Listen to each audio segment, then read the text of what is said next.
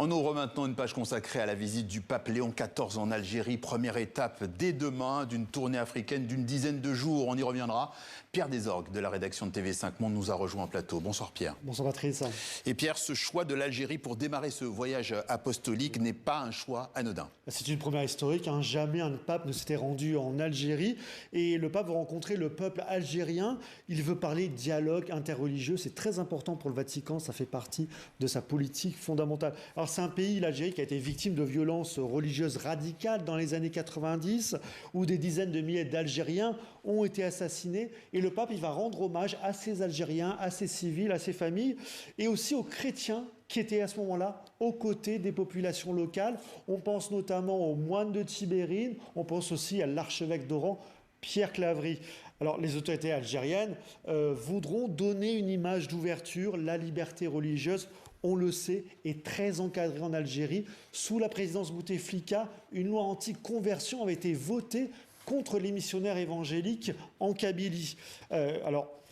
Un responsable religieux catholique à Alger résumait très bien la situation.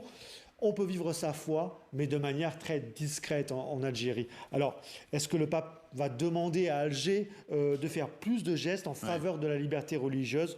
On verra. En tout cas, le pape Léon XIV va se rendre à Annaba. C'est là que se trouvent les reliques de Saint Augustin, l'un des pères de l'Église, et le pape se définit lui-même comme un augustinien. Ce pèlerinage aura une dimension personnelle, mais pas seulement, c'est ce qu'explique notamment François Mabille, spécialiste de la diplomatie vaticane.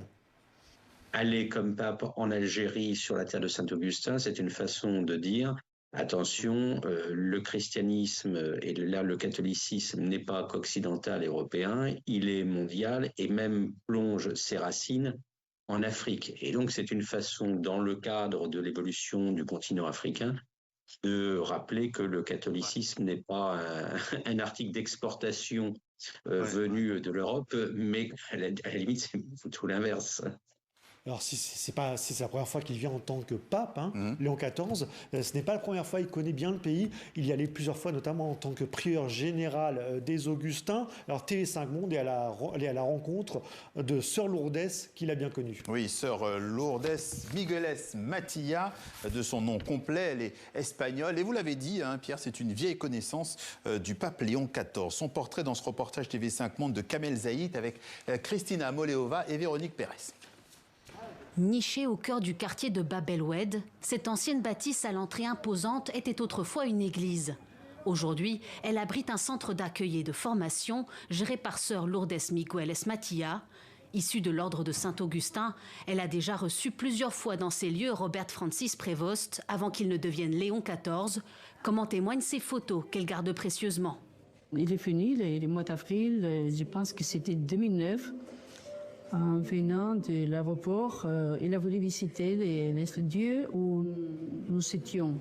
Cette Espagnole est arrivée en Algérie il y a 53 ans pour travailler en tant qu'infirmière. Aujourd'hui à la retraite, elle collabore toujours avec les hôpitaux de la ville et accueille dans son centre femmes et enfants pour diverses formations, allant de langues étrangères à la confection de bijoux. Vous faites des merveilles là. Des cours très appréciés par les participantes. Parmi elles, Haridj, 26 ans, sans emploi malgré son diplôme d'enseignante. Grâce aux formations de Sœur Lourdes, elle souhaite acquérir un nouveau savoir-faire. Ça ne me dérange pas du tout qu'il soit chrétien. Chacun sa religion. L'islam prône la tolérance. Ici, nous sommes comme une famille. À la table d'à côté, la doyenne du groupe, Yamina, 76 ans, estime que la venue du pape est une occasion de faire connaître l'Algérie à ceux qui ne la connaissent pas. Ils nous connaîtront mieux. Ils sauront ce qu'est l'Algérie. Parce que la plupart des pays ne nous connaissaient pas, parce qu'on a eu pas mal de problèmes. Un avis partagé par Sœur Lourdes. Elle considère la visite du souverain pontife comme un événement crucial, particulièrement dans le contexte actuel. Nous suivons les spiritualités augustiniennes. Alors lui, je pense que c'est un défi pour lui de venir. Et je pense qu'il vient pour porter un message de paix. Sœur Lourdes est heureuse de retrouver son ami devenu pape. Après son départ, elle souhaite continuer à aider autant qu'elle le pourra les habitants de ce pays auquel elle s'est liée pour la vie. Alors Pierre, on vous retrouve, outre l'Algérie, le pape va aussi se rendre au Cameroun pendant 3 jours à partir du 15 avril. Le pape va rendre hommage d'abord à une figure très importante pour les Camerounais, Baba Simon, Simon Mpeke.